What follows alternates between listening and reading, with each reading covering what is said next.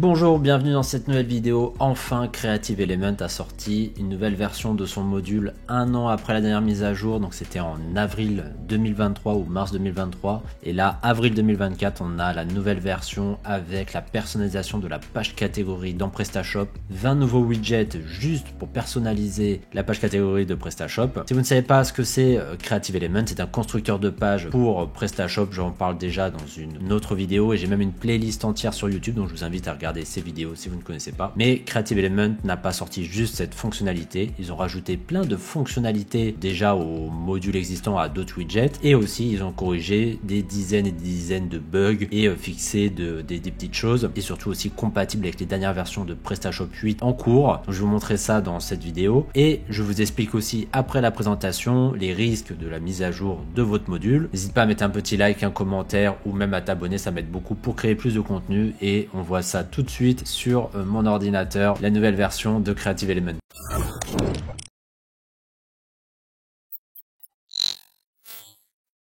Pour commencer, nous voici dans le changelog du module, donc ça veut dire que c'est la liste de toutes les modifications qui ont été apportées au module. Donc, je vous mets le lien dans la description si vous voulez voir, pas mal d'éléments, hein, voilà, si on scroll. Donc bon, là j'ai mis en version française, mais effectivement tout ça là en orange, c'est plein de petits bugs qui pouvaient y avoir. Peut-être des bugs que vous n'aviez pas dans votre version, mais qui ont été corrigés pour par exemple PrestaShop 8. Donc là on voit tout de suite que présentation de la page catégorie, page fabricant, page liste du générateur et des modèles sans résultat. Parce qu'effectivement la page catégorie, ce n'est pas juste la page catégorie. Avec la page catégorie, le modèle, on va pouvoir modifier la page des fabricants quand il n'y a pas de résultat de recherche, avec un filtre de recherche, la page promotion, la page meilleure vente, toutes ces pages de PrestaShop qui jusqu'à maintenant en fait étaient un peu inutiles presque, parce que par exemple sur la page promotion, on chargeait uniquement en automatique des produits en promotion. On ne pouvait pas mettre de contenu texte ou des choses comme ça pour essayer d'améliorer le référencement naturel par exemple, ou de la rendre plus sexy. C'était vraiment des pages fixes, et là on va pouvoir modifier toutes ces pages là. Donc c'est pas juste une ouverture sur les pages catégories, c'est plein de pages différentes. Donc après on voit qu'il y a le nouveau widget galerie d'images, je vais vous le montrer juste après, qui est très puissant. Donc voilà, ils ont fait une modification aussi sur celui du fil d'Ariane. Donc là on voit prise en charge PrestaShop 8.1. Bon, je passe un peu vite pour aller à l'essentiel. Fonctionnalité de filtre de toile de fond ajoutée à l'arrière-plan. C'est quoi? Il y a plus de superposition aussi sur l'arrière-plan. On voit aussi que sur le widget panier, ils ont rajouté les remises. Il n'y avait pas forcément le total des remises sur le widget panier, ça c'est important. Prise en charge de PrestaBlog ajouté au widget 9 menu, parce que vous savez, Creative Element est compatible avec le module PrestaBlog pour pouvoir gérer votre contenu avec Creative Element. Donc ça c'est super. Et du coup, il rajoute des fonctionnalités de PrestaBlog dans des widgets, notamment sur celui du header, ou je pense aussi le menu qu'on peut mettre dans la colonne de gauche dans PrestaShop. Et il y a des nouveaux paramètres avancés, voilà, sur l'ensemble pour l'optimisation de performance. Donc après voilà, on n'y touche pas vraiment. Donc là, on va aller directement sur leur site pour la présentation. On voit que la présentation de catégorie page builder. Donc là, ça va être les fonctionnalités qu'on peut faire. Donc on voit qu'ici on va avoir les 20 nouveaux, on a une vingtaine de nouveaux widgets. Alors il y a ces widgets là, il y a aussi d'autres widgets qui ont été modifiés, et on va pouvoir d'ailleurs modifier. Ici on voit les filtres, donc le filtre prix à glissière, on va pouvoir faire dérouler ou non, afficher les couleurs, et si on descend, donc on va avoir ici des nouveaux modèles qu'on peut utiliser dans notre PrestaShop quand vous avez une licence active de Creative Element pour pouvoir l'importer automatiquement. Sauf que je vais revenir là-dessus spécifiquement après, je vais vous le présenter. Quand on descend, donc on voit un peu toutes les nouveautés. On peut mettre les sous-catégories dans une catégorie, donc on peut les charger automatiquement sous certains formats d'images. Donc on peut le mettre en liste ou en grille, voilà, avec des images. On a le scroll infini qui est assez sympa. Souvent on le retrouve beaucoup sur certains sites. Alors certains aiment, d'autres non. Si vous avez 500 produits et qu'il faut scroller à l'infini, des fois ça peut faire un peu beaucoup. C'est pour ça qu'il faut bien gérer vos filtres de recherche. Au lieu de devoir acheter un module de scroll infini en plus d'un module pour personnaliser les filtres, etc., Creative Element va tout gérer lui-même. Donc aussi la liste des produits qu'on va avoir, on va pouvoir charger aussi un modèle en fait de mise en page produit qu'on a déjà, le miniature produit. Donc en fait il va falloir avoir plusieurs modèles pour construire sa page catégorie. Et là on voit forcément c'est les filtres, hein. Donc là j'en parlais juste avant, toutes les possibilités qu'on peut avoir au niveau des filtres, et que ça donne plus envie de filtrer à la navigation, que ça soit plus clair, etc. C'est vraiment très intéressant. Et on a pas mal de petites choses quand on descend. Là on va aller voir, on a tous ces widgets, donc on en a a pas mal. On a même la pagination, etc. Donc voilà, c'est comme je disais, le scroll infini ou pagination. Si on active ou pas les filtres, on a aussi pour la version mobile le bouton filtre, etc. Donc c'est pas mal de nouveautés. Donc là, par exemple, on va rentrer dans un des modèles qu'ils ont créé, en fait, qu'après vous pouvez importer sur votre PrestaShop. Donc là, on voit, bon là, il y a un petit bug. Alors je pense pas que ça soit un bug. Je pense juste c'est plutôt que les images ne sont pas adaptées, ne vont pas jusqu'en haut. Bon, voilà, ça c'est rien. Mais en gros, voilà la page catégorie. Alors pour ceux qui connaissent PrestaShop, donc je vais vous montrer parce qu'après je vais forcément vous montrer sur un PrestaShop de base. Voilà, nativement on a ça quand on arrive sur PrestaShop avec le thème classique. Forcément, si vous avez un thème particulier, vous avez une mise en page différente. Mais voilà à quoi ressemble la page catégorie si vraiment on utilise le thème natif. Et voilà, on utilise un modèle sur quoi on peut partir. Donc là, on a le système de filtre assez classique. Bon, ici ils ont juste mis le texte. C'est peut-être le texte de la catégorie, mais je sais que du coup on a plusieurs champs. On pourrait très bien avoir un champ texte de catégorie ici, mais on peut en rajouter en bas. On peut mettre la pagination ou non. En fait, on peut rajouter après autant de contenu qu'on veut. Donc si vous avez des informations de réassurance pour les moyens de paiement, ou si vous êtes sur une catégorie en particulier avec des fonctionnalités techniques, vous pouvez mettre des informations ici, rajouter des bannières. Vous pouvez même rajouter du contenu du coup sur toute la largeur, que ça soit du texte, des vidéos, d'autres catégories. Vous pouvez tout rajouter et vous allez pouvoir choisir du coup aussi les miniatures produits qu'on a là, qui sont quand même un peu plus sexy, même si l'ajout au panier est pas très visible, quelque chose d'un peu plus parlant. Mais là, on voit que par exemple les prix, on peut trier et voilà, on va avoir ici le système de filtre. Nativement, on était comme ceci. Voilà, c'est un peu plus brut, on va dire, même si ça fait le taf. Mais là, on va pouvoir avoir différentes choses. Et si je reviens, on peut aller sur d'autres exemples, par exemple celle-ci. Donc ici, voilà, sur cette mise en page qu'ils ont faite, donc on peut scroll de gauche à droite et on va avoir les sous-catégories de la catégorie en question. Eux, ils ont rajouté un autre widget, voilà, où on peut mettre des points, je crois qu'on appelle ça des spotlights, sur une image pour envoyer vers des produits. Et donc là, ça anime pas mal la catégorie. Donc après, bon, faut scroller un peu pour voir les produits, mais on peut avoir différentes informations. Et pareil, on a un autre affichage de produits. Et là, on va avoir le scroll infini. Donc on a un peu toutes les fonctionnalités, plus du texte en plus en dessous pour le référencement naturel. Donc ça, c'est les mises en page, voilà, qui peuvent fournir. Donc ça donne déjà un bel exemple de ce qui est possible. Et en fait, pour arriver à un des modèles qu'on peut importer dans Creative Element, il va falloir plusieurs éléments. Par exemple, il va falloir importer le modèle de miniature, importer le modèle de style global. Donc j'ai plusieurs vidéos sur la chaîne qui parlent de ça. Importer différentes choses en fait pour constituer tout le site qu'on peut présenter en démo. Donc là, par exemple, quand je vais aller dans le module, donc là je suis sur un PrestaShop 8.1.5, donc la dernière en cours au moment où je tourne cette vidéo, constructeur de thème. Donc moi j'ai déjà importé en fait juste pour la vidéo des petites démos. Alors j'ai pas tout importé parce que sinon ça fait beaucoup. Donc je vais importer une en-tête, un style de thème. Je vais prendre voilà un test que j'avais fait. Maintenant on voit qu'on a listage, un onglet ici. Donc même tout a été un peu repensé à ce niveau-là. Et on va pouvoir importer la page catégorie, la page marque, la page recherche, promotion, nouveaux produits, meilleure vente et quand il n'y a pas de résultat de recherche. Donc ça c'est assez bien. En fait vous pouvez aller vraiment loin. Donc après ça fait pas mal de contenu à gérer, mais au moins c'est présent. Vous pouvez tout gérer depuis cette partie-là. Et par exemple je vais donc importer ma page catégorie et dans produit je vais importer alors c'est pas page produit, alors j'ai page produit mais miniature. Voilà, j'ai importé un modèle de miniature aussi. Et en fait, j'importe tout ça, même si en gros il pourrait en manquer, pour avoir un aspect global sur mon site. Donc là, je vais rafraîchir. Donc là, bon, il y aurait encore des choses à améliorer parce que là, il me faudrait, on va voir ça, d'autres éléments ici. Et voilà, mais déjà, j'ai une autre apparence globale. Donc bon, on a le header parce que j'ai importé un modèle. Et voilà, là, on voit les petits liens, etc. Donc je peux modifier directement en cliquant là pour modifier mon produit. Mais si je vais dans listage et je rentre dans ma catégorie que je veux modifier. Donc là, j'arrive sur ma catégorie.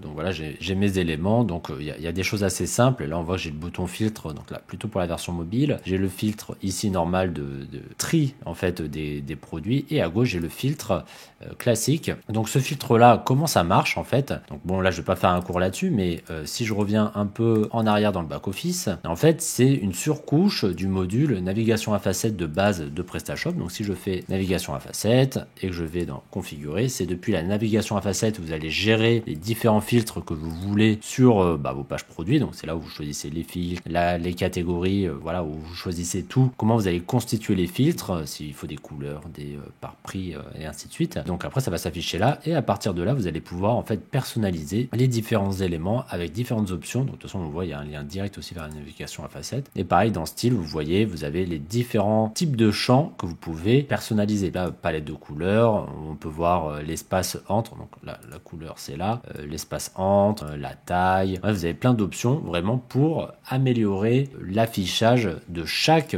type de champ. Donc là c'est quand même assez poussé. Vous pouvez vraiment tout détailler. Par exemple vous pouvez mettre si tout n'est pas basculé. Vous pouvez aussi choisir de mettre un bouton pour tout effacer ou pas. Là vous avez le filtre, donc on peut mettre filtre. Voilà. Vous avez différents affichages, en fait, vous avez plein d'options vraiment pour choisir comment constituer ces filtres et avoir un meilleur affichage globalement. Et pareil, dans la catégorie, ici, si je vais là, vous allez pouvoir choisir, par exemple, mettre ici, je vais choisir de mettre le nom de la catégorie, donc qui est là, et là, je vais pouvoir personnaliser le titre de ma catégorie, donc c'est repris en automatique après dans n'importe quelle catégorie où vous êtes. Vous pourrez mettre une grille de sous-catégories, donc là, c'est pas très joli, mais c'est pareil, il va falloir après utiliser tous les styles un peu modifiés pour que ça soit plus joli et aussi importer d'autres images peut-être de meilleure qualité dans vos catégories parce qu'on peut choisir les miniatures pour les sous-catégories. Donc ça vous pouvez aussi le modifier. Vous avez aussi l'image de catégorie, donc là c'est pareil, c'est l'image qu'on peut mettre. Alors là je pense qu'il n'y en a pas dans celle-là si je dis pas de bêtises, mais c'est l'image qu'on peut ajouter à la catégorie. Donc il y a l'image principale et après il y a l'image pour les miniatures de sous-catégorie. Vous avez ici tous les widgets dont la grille produit qui est déjà présente ici. Vous avez par exemple l'information sur listage qui est ceci. Il y a 2 produits en fait, quelque chose de tout bête, mais vous pouvez le modifier en fait. Ici article total, article affiché, c'est des petits détails mais qui restent importants, comme là le trier. C'est le filtre qui est ici. Voilà, je peux cliquer dessus. Voilà, on peut choisir la taille. Vous faites ce que vous voulez sur ça. Après, il y a d'autres widgets, par exemple le bloc listage qui va permettre en fait de charger automatiquement en fait des informations liées au produit, en fait des choses toutes faites. Après, voilà, vu qu'on peut tout construire de A à Z, ça dépend si vraiment on en a besoin. Et bien sûr, la description de catégorie. Mais en vrai, c'est que vous pouvez aussi rajouter du texte informatif pour toutes les catégories. Vous voyez, en fait, vous avez accès à tous les autres widgets. Vous avez besoin de mettre un carrousel. Vous voulez mettre une galerie d'images, maintenant la nouvelle galerie d'images qu'ils ont créée, il y a plein de choses que vous pouvez rajouter directement en fait dedans. Enfin, vous pouvez tout gérer et du coup c'est pareil, vous pouvez le gérer en mobile. Par exemple ici on a un bouton filtre et voilà, là ça va afficher tous les filtres directement. Donc il n'est pas visible en desktop mais il est visible en mobile. Donc vous pouvez aussi après gérer efficacement votre version mobile. Donc c'est là où en fait ça manquait à Creative Elements, c'était de pouvoir modifier cette partie là et vraiment on va pouvoir éditer tout ce qu'on veut. Et surtout c'est que derrière, vous pouvez aussi rajouter d'autres contenus. Par exemple, si je vais dans catégorie et je vais rentrer dans ma catégorie ici même, bon, je vais faire modifier directement. Vous savez, il y a un champ en fait dédié à Creative Element dans les catégories et on voit que ici, je peux rajouter du contenu. Donc avant, c'était uniquement au niveau de la description courte et là, on peut rajouter du contenu. Donc ça peut être du texte ou autre, uniquement pour cette catégorie. Ça voudrait dire que par exemple, le texte de description, vous pouvez très bien le mettre après, qui sera chargé et via ce champ-là, mettre du texte en haut uniquement pour cette catégorie ou rajouter d'autres éléments pour que ça soit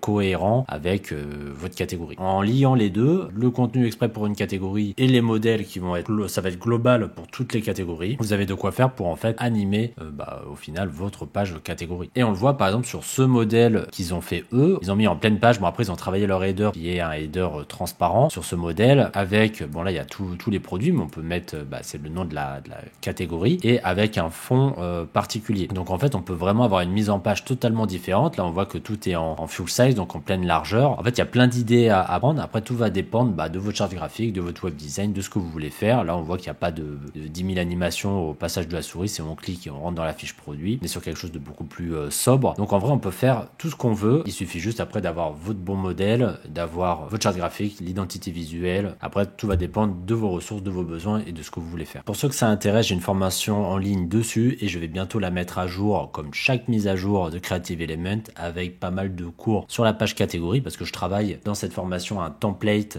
en particulier via des maquettes graphiques et je le reproduis sur Creative Element et là je vais essayer d'adapter une page catégorie. Avec cette version, il y a pas mal de nouveaux widgets, dont notamment le widget galerie qu'on peut retrouver ici. Là, on a juste à glisser et rajouter autant d'éléments qu'on veut et là on va pouvoir créer des galeries d'images mais complètement différentes de ce qu'on peut trouver habituellement. Alors on pourrait le faire avec des colonnes, avec des choses comme ça, mais là on a vraiment différentes mises en page. Mais voilà, donc on a différentes façons, soit en grille, on choisit le nombre de colonnes, les animations, etc. Et on peut voir sur leur site ici tout simplement des exemples, c'est plus parlant. Donc là en grille Mansory, et donc on peut avoir soit des grilles comme ça pour animer vos pages ou des grilles simples, et surtout qu'après on peut faire voilà une galerie avec une lightbox et on peut aussi faire des animations au hover. Et donc en fait quand vous allez construire une page, c'est plus simple d'utiliser un widget galerie que de devoir tout construire vous-même si vous devez faire ce type d'éléments. Vous avez aussi deux nouveaux widgets qui sont ici pour les variations de produits, donc les attributs et la personnalisation. Donc en fait ils existaient déjà, enfin je suis pas sûr pour la customisation,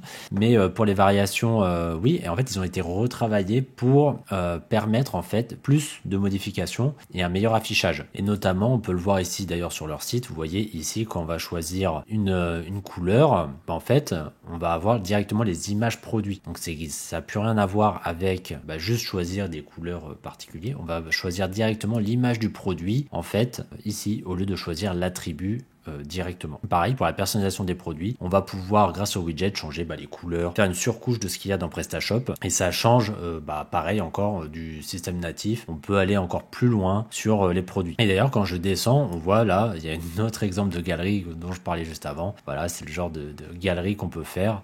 C'est assez sympa. Donc là c'est pareil, c'est des sous-catégories de galeries. En fait il y a plein de petites nouveautés comme ça à découvrir qui permettent l'expérience encore plus avancée et je me demande demain qu'est-ce qu'ils vont rajouter d'autre. Je pense à être plus des nouvelles animations ou vraiment des nouvelles pages en particulier, mais c'est déjà incroyable de pouvoir modifier tout ça maintenant. Concernant la mise à jour de votre module, selon votre version, vous n'avez pas grand chose à faire au final. Vous avez juste à réimporter votre module, télécharger déjà la dernière version, l'importer dans votre PrestaShop et ça va automatiquement mettre à jour ce que vous avez en place. Sauf que je préconise vraiment, si vous avez la possibilité de mettre en place un serveur de développement, une copie de votre site pour tester cette mise à jour pour voir s'il n'y a pas de bug derrière, ou en tout cas au minimum de voir avec votre hébergeur et faire une sauvegarde complète de votre base de données et des fichiers en cas de problème quand vous allez mettre à jour, parce que cette mise à jour est quand même assez majeure, il y a quand même 1 an de différence, donc mieux vaut que la mise à jour se passe bien. Merci d'avoir regardé cette vidéo. Alors qu'est-ce que vous avez pensé de cette nouvelle version de Creative Element? Est-ce que vous allez l'utiliser pour la création de vos pages catégories? Franchement c'est toujours pareil comme les autres modèles, on peut complètement personnaliser le système natif de PrestaShop. Je trouve ça vraiment bien, on a des fonctionnalités